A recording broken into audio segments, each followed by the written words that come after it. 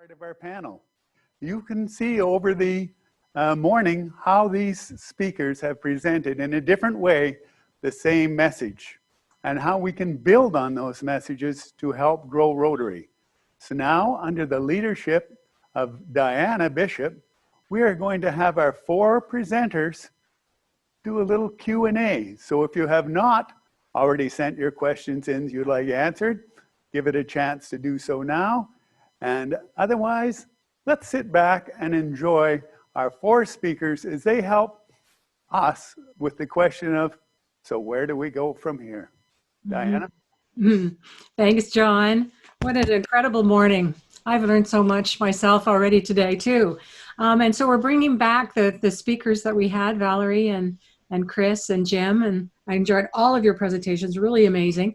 And Valarie, you gave us the perfect segue to talk about where does Rotary go from here.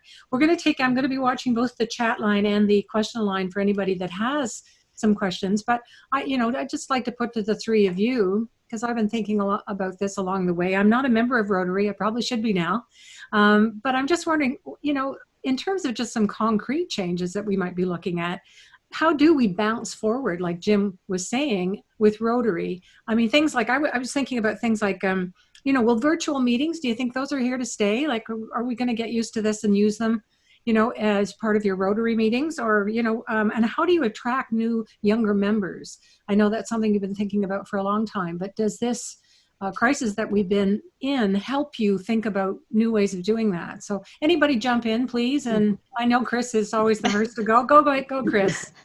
Can you hear me okay?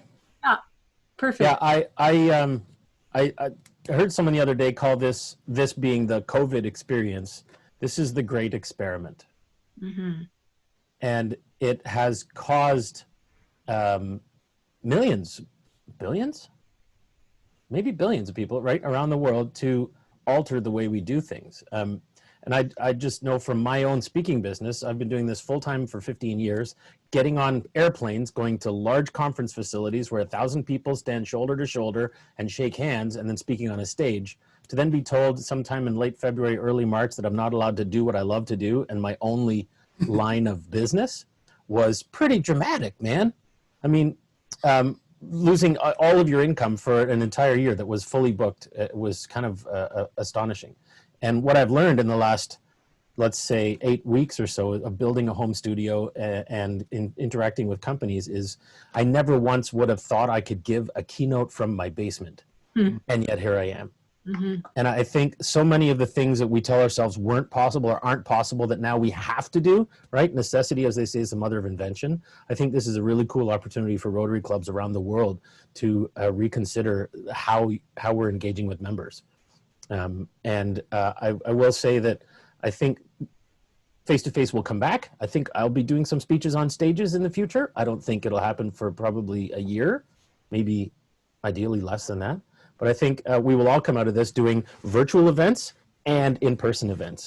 And the more we embrace this technology, the more we get, some of the right equipment with microphones and lights and backdrops and this kind of jazz, I think we're all going to start to show up really well and embrace this. I think it's a phenomenal opportunity we were all forced into that's going to help us all come closer together. What are the rest, Valarie? What do you think? Yeah, so, there's no doubt that membership in North America has been suffering, and really even globally. We all remember that we're 1.2 million members because that number hasn't changed in 20 years. So even if you're not good at math and you have a terrible memory, it's pretty easy to remember how many members we have around the world. That being said, Rotary is growing in certain parts of the world, but in North America, we are decreasing to the point where we're actually losing a seat at the Rotary International Board as of July 1st. And it's strictly a numbers game. They obviously want to make sure that we have equal say around the world, and that's the way they do it. And for a long time, we've been talking about Business 101, our product and our customers. We're really great at bringing people into Rotary, but we lose them. Certainly the trend shows that they're gone by the second year. And it's because the promises or the offerings that we have is not meeting their expectations or meeting their needs. So this is a really great opportunity for us to develop different club models, hybrid models online. You're right, Chris. I think we're going to go back to we need it. We're very sociable people. Right. But we're already seeing some changes where I know that clubs are talking about taking their board meetings online. We don't need to get together, getting out into the community and doing a service project. And then maybe the last one is their social event where they, they're not tied to the cost of a meal, which is another reason why people don't join Rotary. So have it as a dinner or a lunch or whatever you want as one time a month to have that social. So I see it as a really great opportunity. I always encourage Rotary clubs, even before COVID, to do a very simple strategic test and tell your members ahead of time. And then at your meeting, give them a blank sheet of paper and ask them to design their ideal Rotary club. Because I think you'll be really surprised. Mm-hmm. And I think I would have loved to have seen some results before COVID and after COVID. But it's a great exercise to do now more than ever, to see where we're going to land, to see what we're going to look like. And I believe we're going to probably adopt kind of a hybrid model. And it's exciting. We needed this to push our organization in North America. Yeah, somebody in the chat line was just saying that they feel more connected than ever. And one of the things they like about the virtual meetings is they feel that the speaker is talking directly to them. So it has its advantages for sure, doesn't it? It has disadvantages as well. I mean, we're getting zoomed out, aren't we? Yeah, true. I have a pro tip that we may not want to talk about here for long, but I'll just do it in 10 seconds. Pro tip for not getting zoomed out. It turns out a lot of Zoom fatigue is related to the fact that our brains are concentrating on seeing an image of ourselves.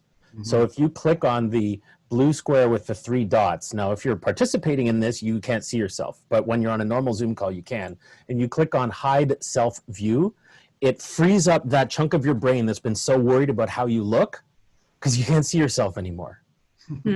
Interesting. I'm going to move on to something that's come up here from Doug Vincent, and he's saying, the question is, in our current quest to cater to younger folk and all this emphasis on Rotaract, will there be any place for older members in the future?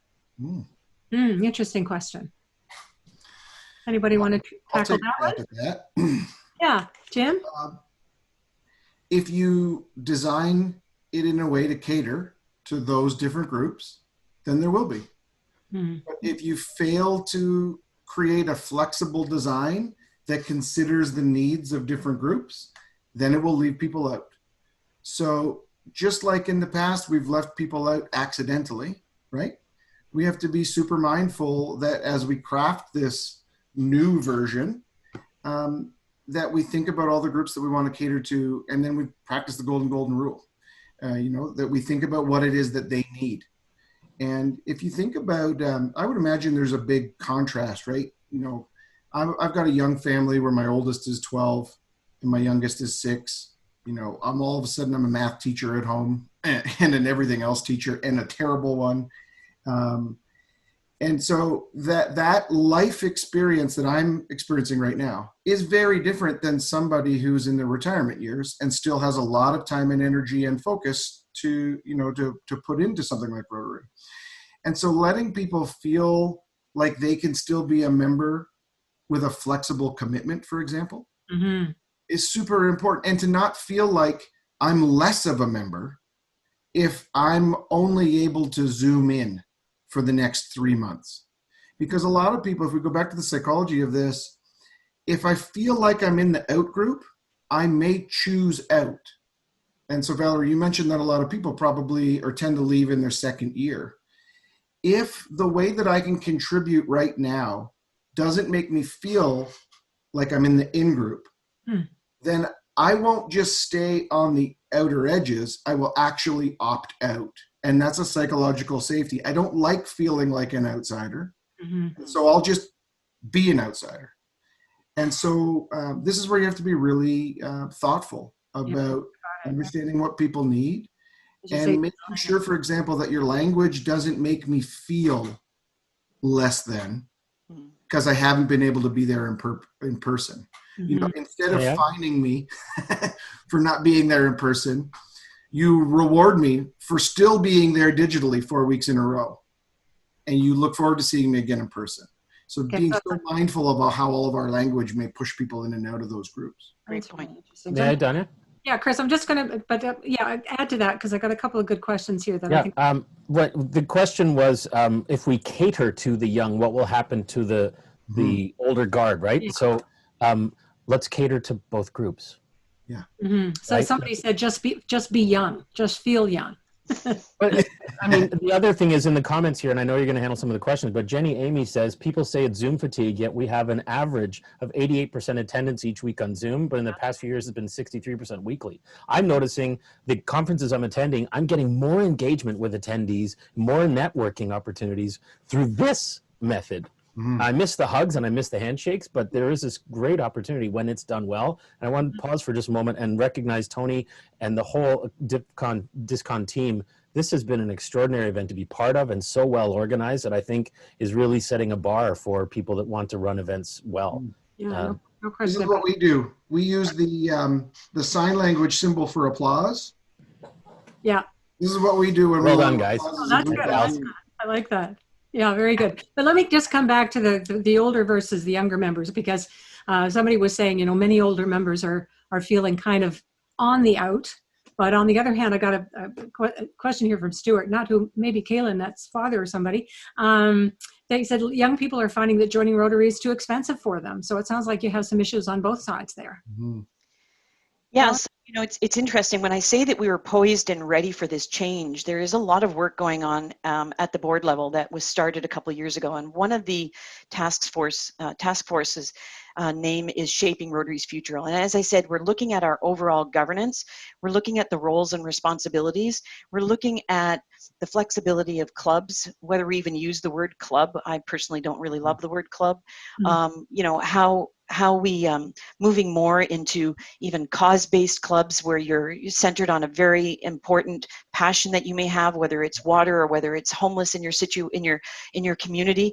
So again, we are taking a really sharp look at our product and our offerings, because I really think that that's been where we've been coming up short.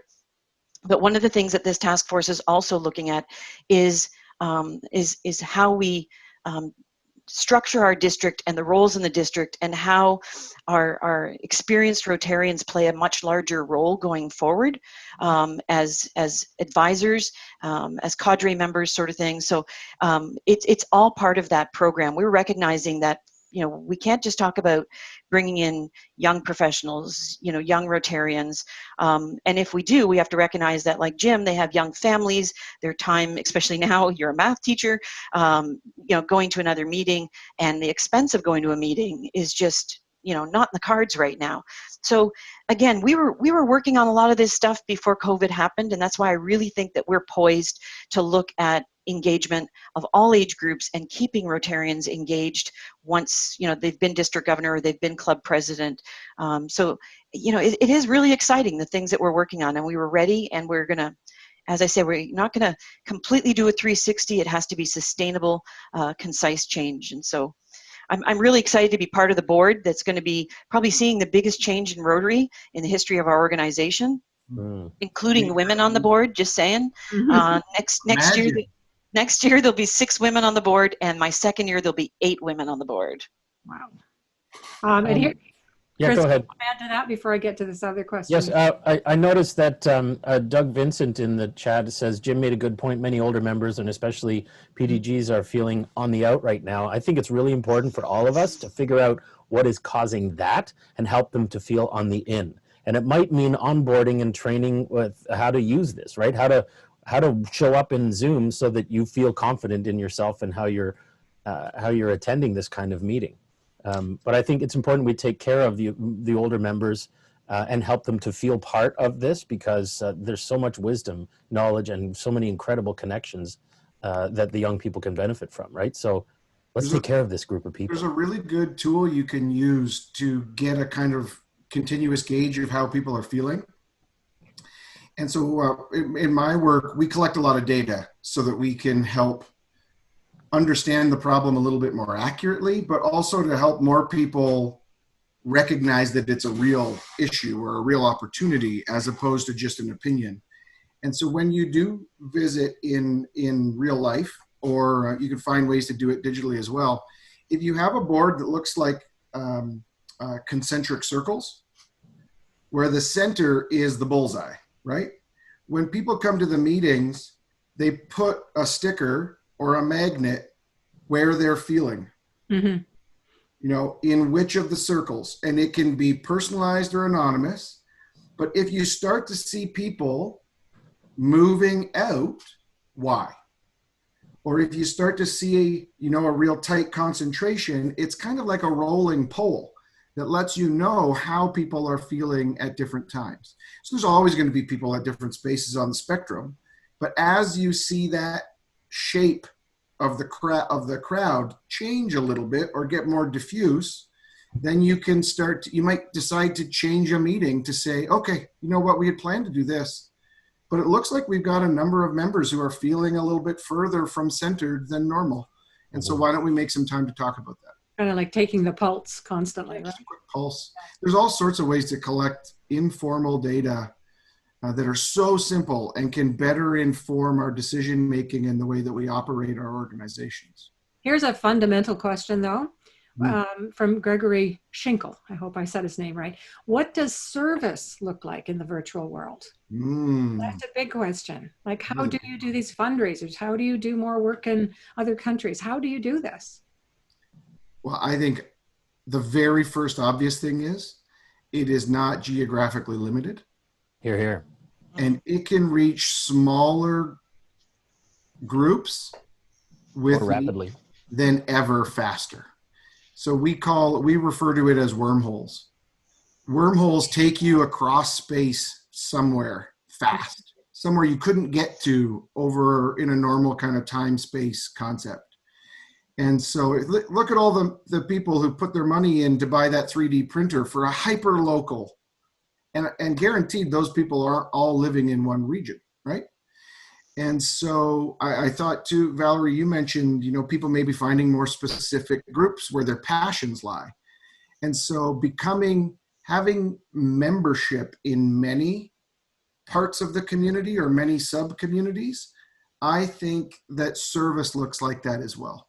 Can you give me an example, though? I'm not really clear. Give me an example of that. So let's imagine, somebody here said that they went to their first Rotary meeting in New Delhi 35 years ago, right? They can now go back to that meeting. Mm-hmm. Even when we're not allowed to leave our country, they could go back and attend a meeting in New Delhi and find out what's happening there and find something that might be interesting or passionate, right? And so the ability to match people to projects of which they are passionate about. They don't have to be in my community, where I think historically Rotary has had a hyper community-centric, geographic-centric, right, approach. And this is a great time to consider blowing up some of those, those walls that were holding us in, where my passions might not be in some of the community projects that we currently serve. But that doesn't mean I need to stop being a Rotarian. Mm-hmm. It just means that maybe I go on secondment to the New Delhi community because there's something there that I'm super passionate about. And for the first time in history, I can. You make up an interesting point about the regionality of things. We had too much raw material for the printer because we have so many people donating that we keep buying raw materials. And then we found a YouTube video by a guy named Dustin in the States. He does a YouTube channel called Smarter Every Day. And he posted a thing. He said, put on Twitter something like COVID PPE, and you'll find other 3D printing nerds. And sure enough, there was a whole community of 3D printing nerds that Charlie sent a couple emails to. And then we drive around Greater Toronto and we drop off these raw materials at their houses and they're printing PPE. That's extraordinary. Yeah. You couldn't do that 5 years ago. Wouldn't happen, So there's a lot of things that are available to us to connect as human beings that weren't available. And now with this great experiment, we realize we can do some of this. And I guess, does this mean that Rotary is going to modernize? Is that the right word? Or what kind of word, Valarie, would you use for what needs to happen? Pivot? It's maybe an overused word. Pivot, modernize. I think again, it comes down to our product offering, and we've got to make sure that we know what our members need, what our future members are looking for, so their needs are met, and that we can continue to do the good work in the world. I mean, Jim, you mentioned that a lot of work is done in the community for sure, but through our Rotary Foundation, we have international ties all around the world. And again, this is giving us that opportunity to reconnect. And we've always, when we do a grant with for a water well in Haiti, we are connected with a Rotary Club in Haiti, and there are eyes and ears and boots on the ground. And so we've built those relationships over the years, and this is another opportunity for us to keep in contact with our partners, our international partners around the world. Boundless opportunities for sure. You've already got the network, so now you just leverage it more and more and more. Yeah. And I think, on your specific question, Diana, historically, things that don't evolve end up going through revolution. Absolutely. Revolution is uncomfortable, right? The pandemic, right, has brought forward some places that are going to go through revolution.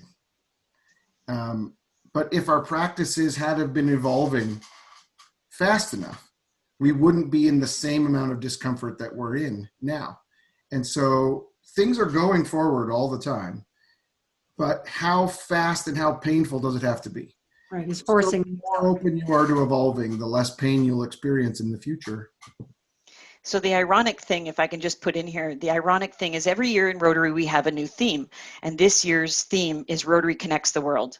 Now, how would they ever have realized how we're connecting, right? Got a crystal ball. Our Rotary year begins on July 1st, and our new theme is Rotary Opens Up Opportunities. Right. Go figure. My final word is that Amazing. storytelling builds connection. So absolutely, tell your stories. Yeah. We're getting some great comments in the chat line, so everybody keep reading those. But we have to wrap this up because I've only been given till 12:15 to talk about this discussion. But it looks like it could go on and on for quite some time. So thank you all, and I'll take it back to Tony and John show. Thanks for having us. Yeah, thank you again. Nice to meet you all too. Yes. Thank you to our guests and storytellers. We're coming to the close of our program. You have inspired us. You've given us some lots of things to think about. We now sort of are more confident, and we know where we know we have to go on a journey. We have some good ideas how to get there. We're not quite as confident just yet as to what that will look like, but we are given lots of help as to how to have those conversations and to get us there. For that, I thank you.